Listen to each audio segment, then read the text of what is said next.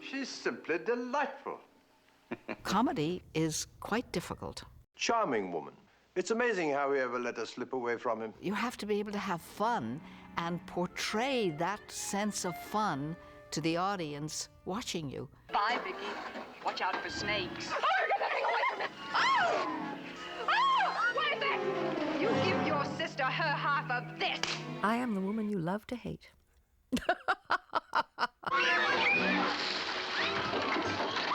We're not sisters. I've never seen her before in my life. The key scene in Parent Trap was the tenth scene when the two sisters discover they're sisters. There's more to it than just switching places. Susan was pretending to be Sharon and Sharon Susan. And then I think everybody started to get a bit confused because I was often confused. Surprise! The matching of the two girls. Both of them? We were terrified all the way through the picture that it wasn't going to work.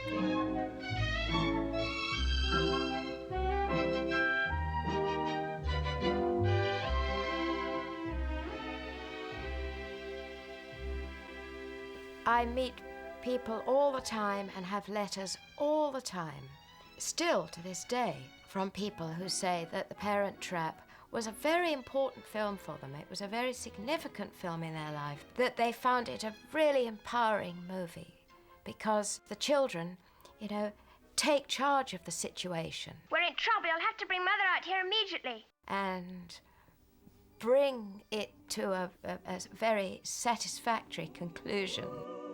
The best films, I think, are where you have a cast of competent people and a wonderful script. I knew something would go wrong. No, nothing has gone wrong. Nothing's gone When I got wrong. here, she'd already unpacked. She's going to spend the night? Mitch, I won't have that. Now, wait a minute. You're reading implications into... I have to give credit to one marvelous piece of talent that Walt hired. He had a knack for hiring good talent, and one of the most important, was a fellow named Bill Dover, who ran his story department for him. Bill was an insatiable reader, and he found The Parent Trap as a short novelette, this German author, about two little German girls who meet in camp and switch places, and convinced Walt to buy it. Walt gave it to me. What do you think? I said, I think it's a winner. And he said, let's go on it. And about 6 weeks later, we had a first draft script. In The Parent Trap, the fact that the parent separated these twins and never told the other one that they had a twin somewhere in the world is extraordinary, but, you know, that's the story. You can't get into that too much. You'd say it and get by it, but they did want to switch places and meet their parents. The basic kernel was there, and all we did was switch the locale to California and Boston, make one girl a proper Bostonian and the other a little wild, rebellious Californian girl with a dude ranch father. Perfect story for Hayley Mills. Walt was trying to get as much out of Hayley as he could while she was still that certain age, on the verge of womanhood, but not quite there yet, you know, and she was so good at that, and such a delightful young lady as well, that I think if he'd had 8 more scripts and enough time to do it, he would have done them too with her. It's a simple story of 2 girls and 2 parents and a third woman. Oh, divine. Oh, Mitch, she's simply breathtaking. I was just thinking the same thing about you, dear. At my age. Oh, you are a sweet child.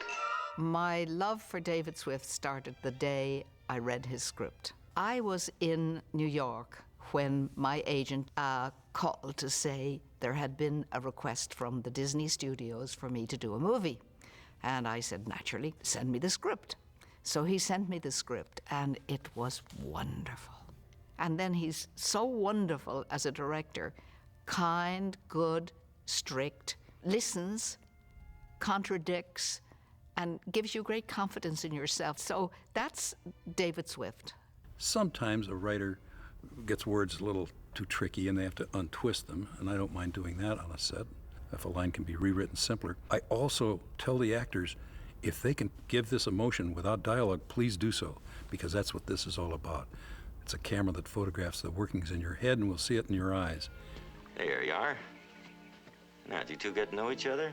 Yes. We had a lovely little talk. I can only remember rewriting some of the Joanna Barnes lines, simply because it didn't fit the location. When you're writing these scripts, you can't tell how long it takes to get from one place to another in your directions. So sometimes we had to either eliminate or add dialogue to cover that distance of travel. It was a wonderful script, and, you know, the Disney machine was going to be behind it, and it was going to, you know, be very appealing to families and children. Get me out of this stinking fresh air!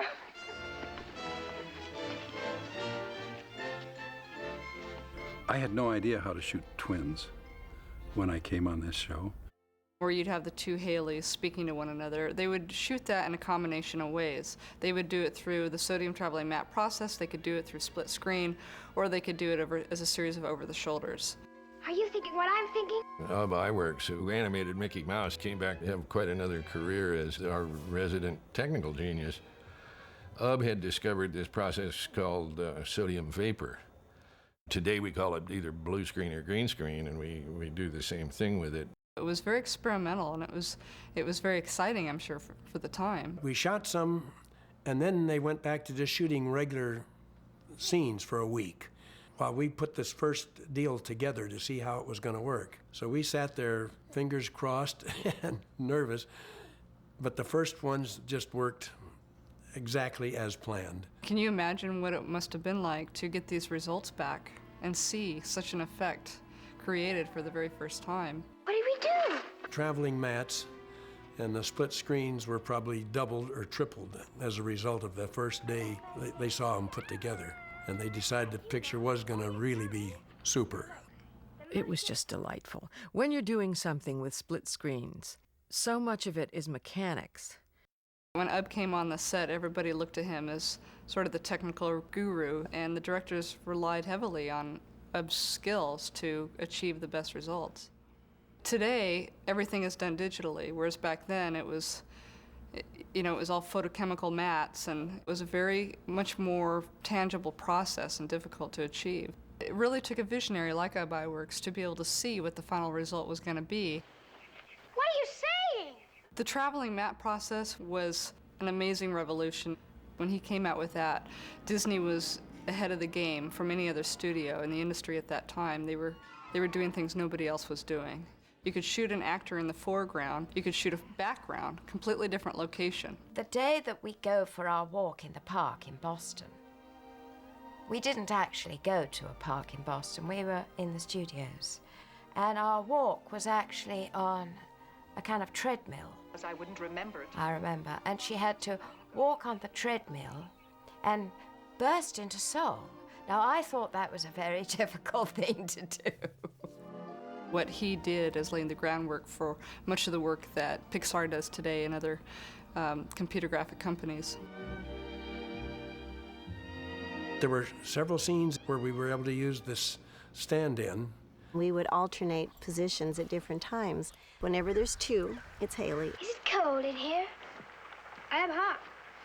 Want a Fig Newton? And whenever there's a three-quarter or intermixing between, one is me. Turn it down over there. I was very embarrassed when I had to do the dress scene, and I couldn't understand why I had to do that. Couldn't I use my hand and have her up looking back?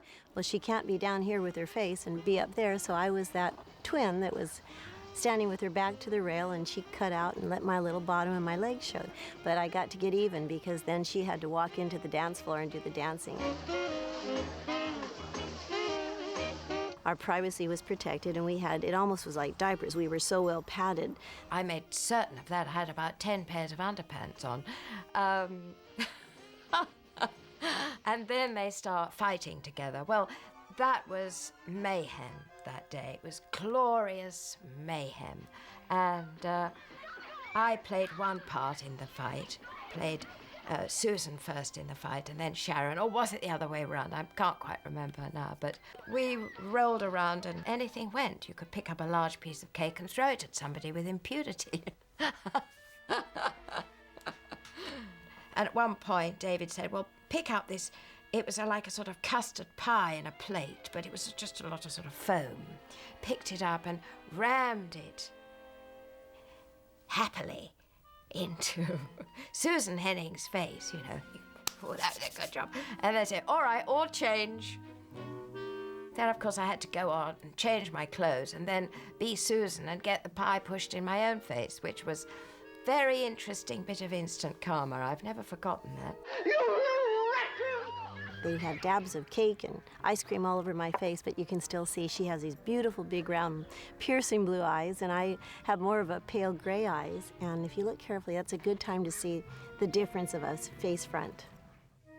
Leon Charles was the, quote, dialogue coach, unquote, on the picture.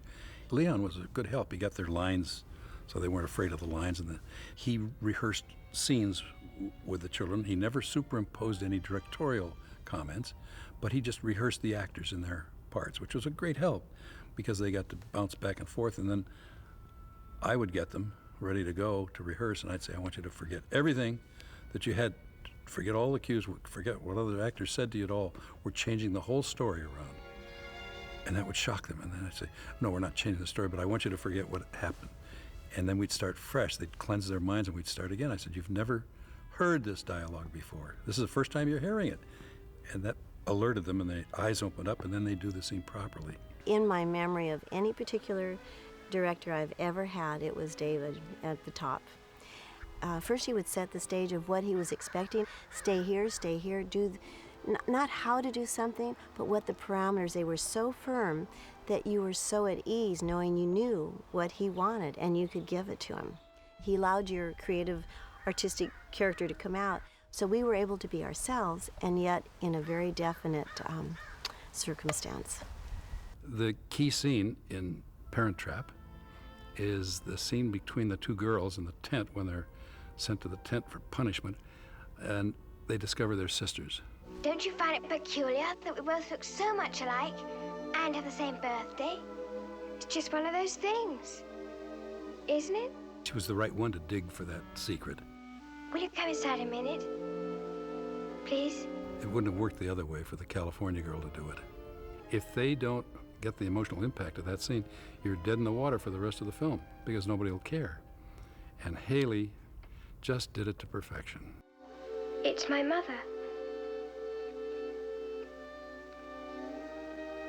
But it's my mother, too.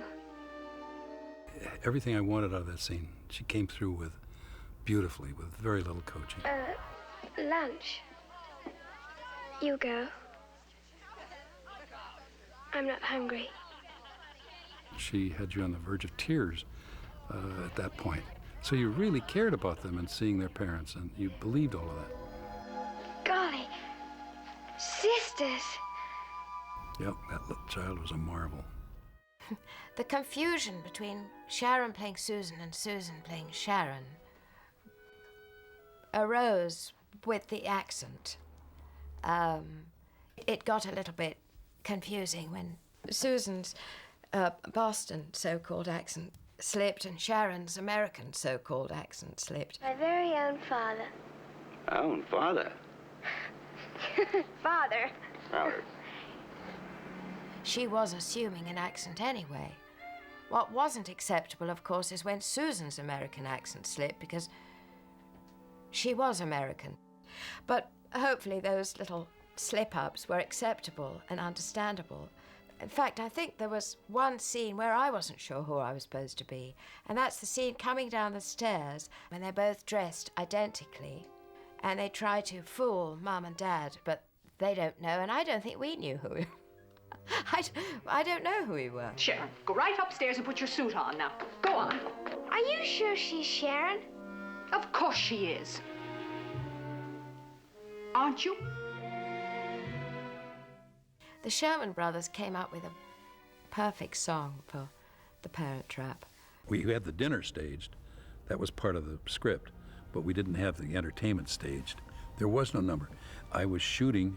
I'd left my script up on the third floor of the studio, and I ran up fast in between shots of rehearsal and to get my script. And as I was rushing back down, Walt came out and grabbed me in the hallway. He said, "Bud, come here. I want you to meet two guys." I said, "Walt, I don't have time." He says, "It's my studio. Come with me." Well, he had a good point there. I think either do it or go find another job. So I went with him. He says, "I want you to meet these two fellas." And he said, they're talented musicians. I think you'll like them. Dick and Bob Sherman. And they sit down at a piano in his office, and they play this tune called For Now, For Always. And I thought right away, I said, that's one of the most beautiful love songs I've ever heard. For now, for always, our love will stay as warm as summer, for come what may. And then Walt said, now play the other one, where the two girls dance together. And I, wait a minute, that's not in the script. And he said, but listen to this. And they sang this song. Let's get together, yeah, yeah, yeah. And they play it, and I said, what do you know? Let's think about that. Walt says, no, we're not going to think about it. We're going to do it. And I said, oh, okay, Walt.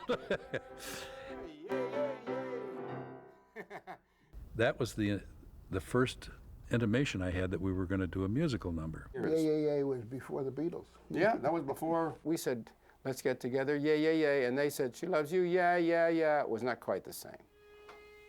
I tried to get Walt to cut the violin playing, but he wouldn't do that. He wouldn't cut anything. God bless him. He used to, when we were making the film, Parent Trap, he used to come down on the set, not every day, but almost every day. And our director, David Swift, would close the set to honor the head of the studio.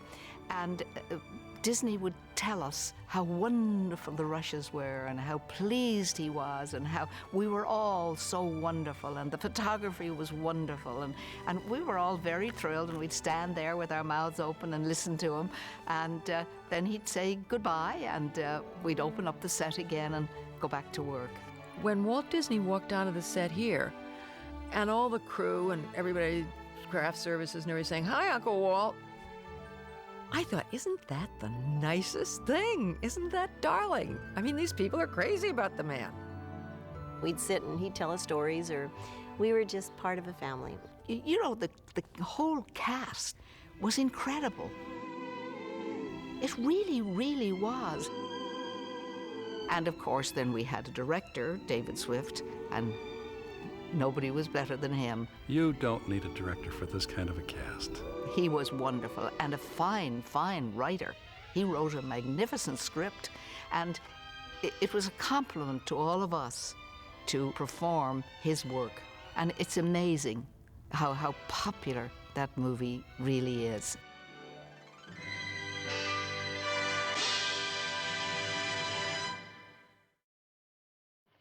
Ruth, she was a darling, marching across that dam with the Colonel Bogey March. They needed lots of extras for that, so they took actually the girls from the neighboring camps, and they were the girls that marched behind the extras that were in the film. I don't think David was happy that day. I was so furious because I'd worked for hours to get those little girls to lead off with their left foot, and they were all, couldn't march at all. I understand that the studio has some behind-the-camera footage of me yelling at the girls. I can remember now as the girls are marching, and I was furious with them because they wouldn't march like soldiers. I remember running out there and yelling, left, left, right, left. And one of them was marching with her left foot going with the left arm going. It was a dreadful, straggly, waggly procession. But I guess in the end, it was better that way because they're little girls. They're not soldiers.